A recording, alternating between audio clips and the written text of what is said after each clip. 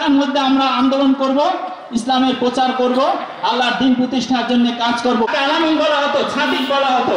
তিনি আমাদের কর্মী ভাইদের উদ্দেশ্যে ওই দিন বলেছিলেন, আমরাও যদি সাথে কোনো জড়িত নয়, খুনের সাথে জড়িত নয়, এবং সে নেশার সাথে জড়িত নয়, টেন্ডার বা কর্মীরা যদি আল্লাহর সাথে তাদের সম্পর্ক এবং যাদের যদি সম্পর্ক যদি গভীর হয়, তাহলে আমার আন্দোলন তত। আমার বক্তব্য শেষ করব।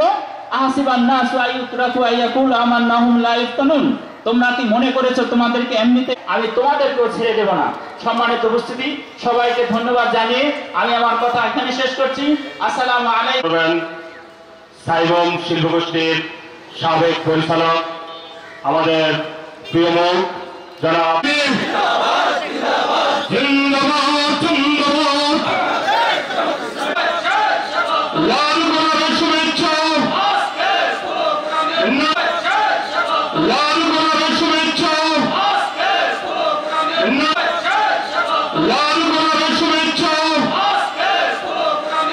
একটা তামাশার নির্বাচন, যে তুমি ওই দিকে থাকো আমরা এই দিকে থাকি, আমরা নিজেরাই খেলাধুলা করি, নিজেরাই খেলাধুলার নির্বাচন করেছে।